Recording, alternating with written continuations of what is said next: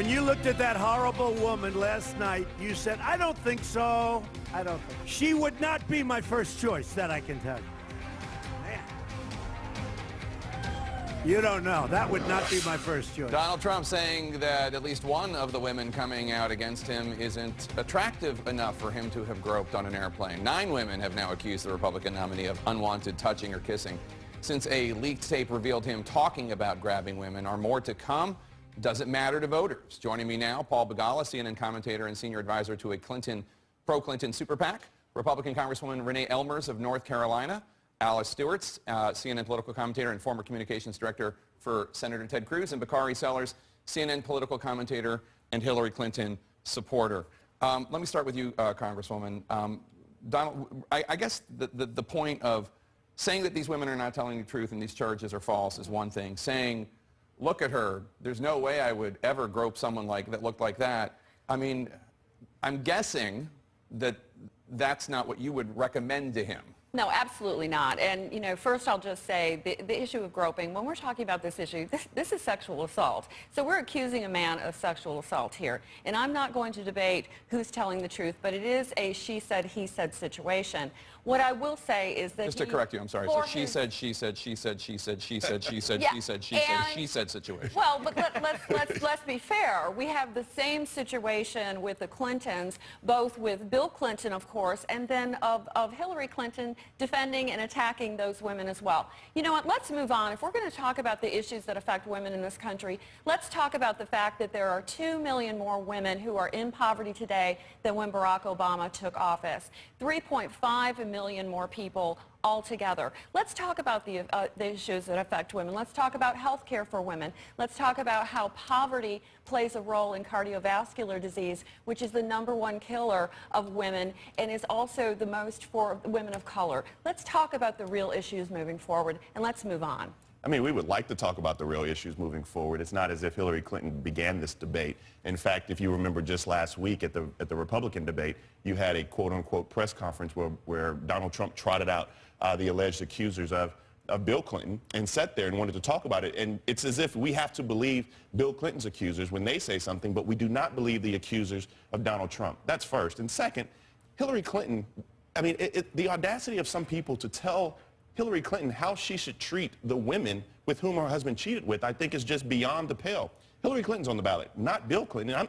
We will have a discussion, and Democrats will have a discussion with you all day long about women's rights, about reproductive rights. Let's get there. But it's really hard to get there when we're having this discussion that Donald Trump keeps digging the hole for. I think it's also important to, as you say, Bill Clinton is not on the ballot. And even as a Republican, it's difficult to grasp the reality of the fact we have the Access Hollywood tape where Trump is bragging about doing despicable things to women, and then followed by what I view as credible, living, breathing examples of exactly what he's talking about. So it's difficult to accept his denials in that, and it's just not defensible.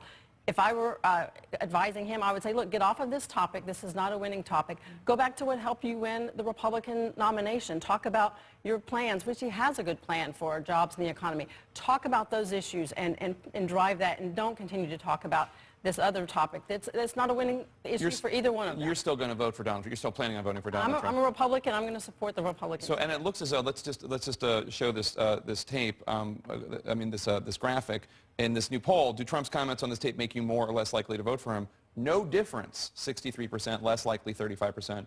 More likely 1%, and no opinion 1%.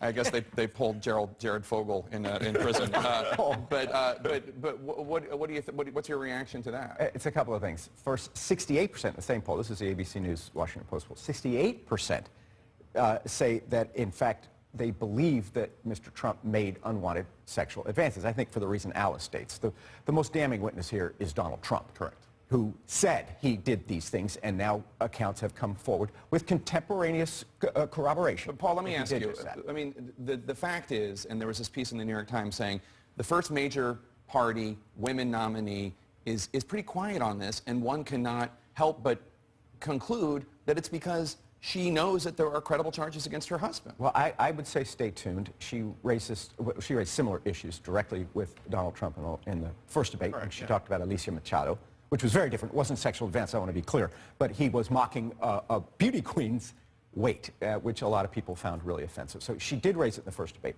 I expect you'll probably see some of this in the third debate. But the truth is, you know, Napoleon said never interrupt your opponent when he's destroying himself. And so first, I wouldn't want her to, I don't advise her, you know, I advise the Super PAC. I wouldn't want her to jump in the middle of this because that gives partisans on the Republican side who are falling off a place to hang on if Hillary's in the story. What about Bill? Right. And there's no better advocate for Hillary on these issues than Michelle Obama. I think 100 years from now, I think Hillary will win, and that'll be a big deal in the history books, the first woman president. Michelle Obama's speech will be one of the things people study 100 years from now. It was that powerful. And that's far better for Hillary than for her to run around personally and talk about it. Congresswoman, let me just ask you, removing the politics of this for a second. Sure.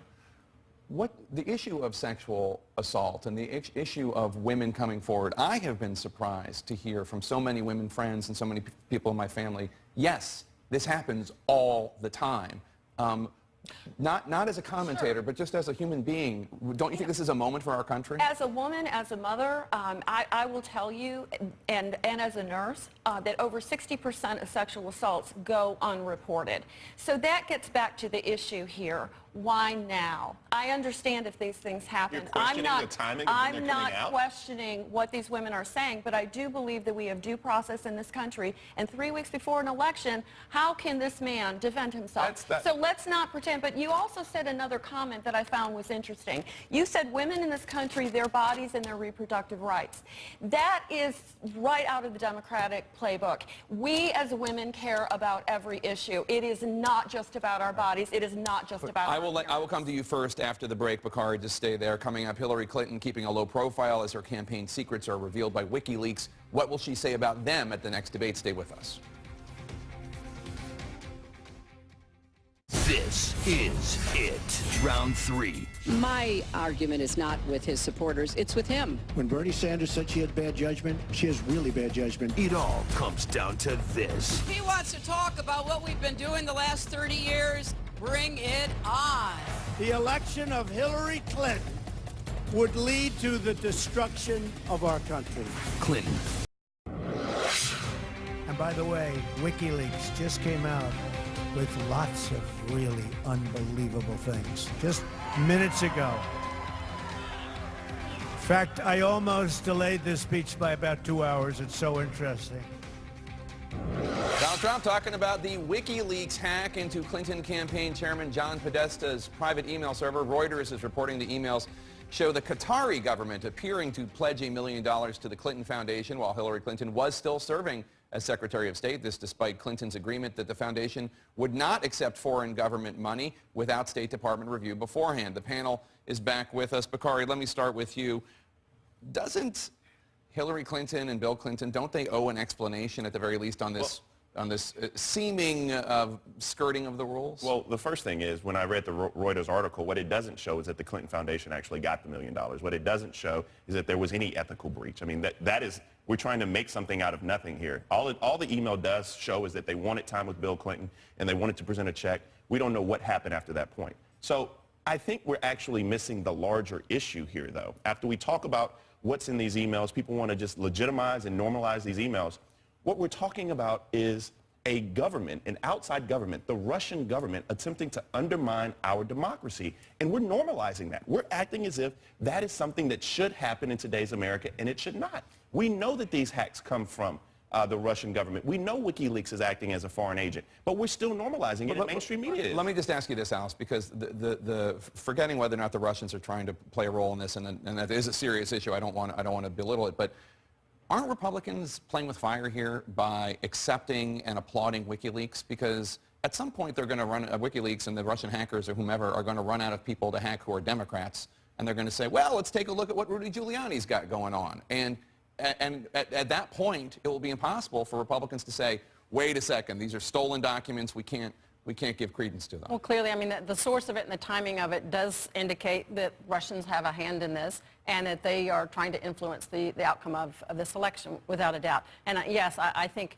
embracing them too much is a risk for Republicans. But at the end of the day, I think what we have seen in these email leaks further confirms what we already knew from other emails, that there was evidence of pay for play and and conflicts of interest between Hillary Clinton's Secretary of State Department and the Clinton Foundation. And this just goes to show that the Clinton Foundation should have been shut down while she was Secretary of State, and it certainly should be shut down if she were to win, because there are clearly conflicts, as seen in this latest email dump and as we've seen in the past. I don't want to end the panel without talking at least a little bit about the charges about a rigged election coming. We heard Mayor Giuliani basically saying if it's a close election in some states, there are going to be questions about whether or not it was rigged, lending credence to what Donald Trump is saying. You're from one of the battleground states, North Carolina, where it is likely going to be close, and it could be 1 or 2 points either way.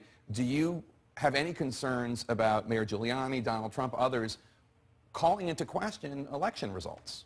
Well, I think we do have to look at this issue, and we have to be vigilant, and I think that's what Donald Trump is saying. I think he is saying that, especially in the states that it's going to be close, be out there and aware of what is happening through the election. Look, we can't deny the fact that there's collusion happening here. You know, the WikiLeaks emails, all of the scandals, the Department of Justice, the FBI, you go on and on and on, and it's all starting to come out in these WikiLeaks email leaks. And of course, cybersecurity is so important. So that's another issue that we have to address. But we cannot dismiss the fact that this is just a little bit too strange, that all of this is happening at the same time, and we're about to have this very, very important election. Well, what's undermining our democracy is Russian influence.